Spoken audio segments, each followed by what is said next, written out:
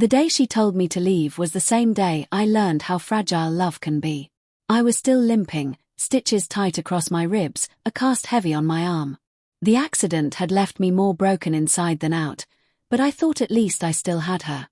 I thought she'd stay. Instead, she stood in the living room, cold, distant, and said, "Maybe it's best if you go for a while." I remember her exact words, the way her eyes didn't meet mine, how she twisted her wedding ring like she wanted it off. The room smelled faintly of antiseptic from the bandages and the faint sweetness of her perfume. I'd come home from the hospital only a week before. My law firm had sent flowers, clients had called to wish me well, and she, my wife, had barely looked at me.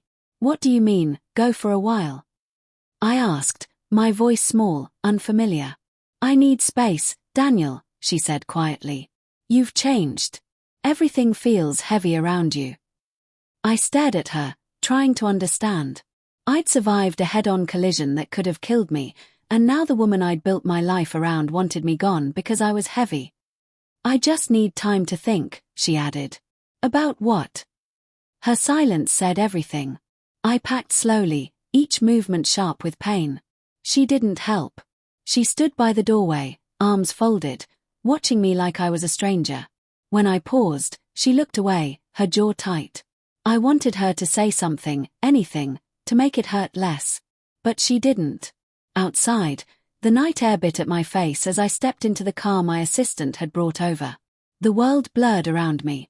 My reflection in the window looked like someone else, a man gutted, humiliated, and still somehow in love. For days, I tried to make sense of it. I rented a small apartment downtown, near the firm. The city lights bled through the blinds at night, painting the walls in silver streaks. I told my colleagues everything was fine.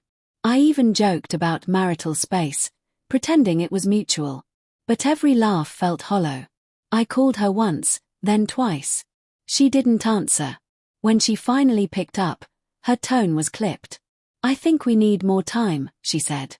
Something was wrong. I could feel it, like a splinter under the skin. Weeks passed. I threw myself into work, long hours at the office trying to drown out the silence. But the silence followed me home. One night, after a meeting, I drove by our house. The lights were on. There was another car in the driveway, a dark SUV I didn't recognize. I told myself it belonged to a friend, a relative, anyone. But then I saw him. A man, tall, leaning against the doorway as she laughed at something he said. That laugh, the same one that had vanished when I came home from the hospital, was now spilling freely for someone else. My heart pounded, my hand gripping the steering wheel so tightly it hurt. I didn't get out of the car. I couldn't.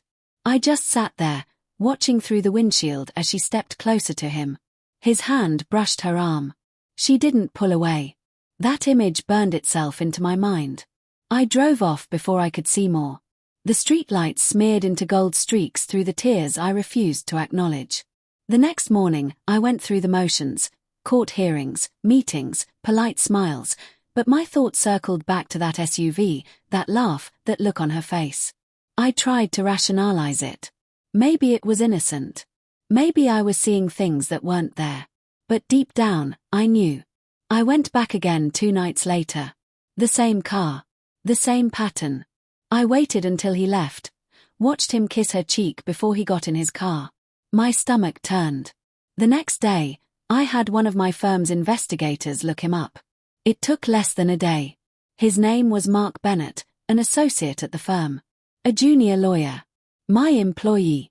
That discovery gutted me. She hadn't just betrayed me, she'd done it inside the walls of my own firm. When I confronted her, she didn't deny it. She stood there, calm but trembling. "It just happened, Daniel," she said. "I didn't plan it." I laughed, a harsh, bitter sound. "You didn't plan to sleep with someone who works for me." Tears filled her eyes. "You were distant. Cold. After the accident, you shut me out." I was trying to survive. I snapped. I was trying to heal, to keep our life together. Her tears fell, but they didn't move me. Something inside me had already died. After that night, I filed for separation quietly. The firm's board suggested a leave of absence, but I refused. Work was all I had left. Still, rumors spread fast. I could feel the pity in my employees' eyes when they thought I wasn't looking. Months passed before I learned the truth behind my accident. It came from a client, an old friend, who had connections in the insurance world. He'd found something odd in the police report. The brakes on my car had been tampered with. I thought it was a mistake, some clerical error. But when I pressed further, the evidence was undeniable. Someone had cut them. And the service record showed who'd taken the car in that week. Her name. My wife. The world seemed to tilt again, the same dizzying sensation as the moment of the crash. I could barely breathe as the pieces fell into place, her sudden coldness after the accident, her guilt, her affair with my subordinate. It hadn't been bad luck. It had been planned.